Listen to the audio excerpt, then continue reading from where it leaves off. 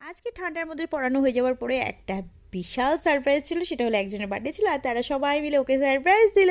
আর তারপরে আমি চলে এলাম রান্না করতে। আজকে রবিবার, আর রবিবার মানে লাল লাল খাসির মাংসের ঝোল। মাংসটা এখানে কষছে আর ওইদিকে আমি বসিয়ে দিয়েছি ভাত। ফুটন্ত ভাত হচ্ছে, আর তার আগে আমি কিন্তু উচ্ছে ভেজে নিয়েছি। তো মাংসটা এত সুন্দর গন্ধ উঠছিল, এখনও পর্যন্ত কিন্তু পুরো কষা হয়নি। তো মাংস কষতে কষতে দেখি কি যে একটা জেঠু এসেছিল।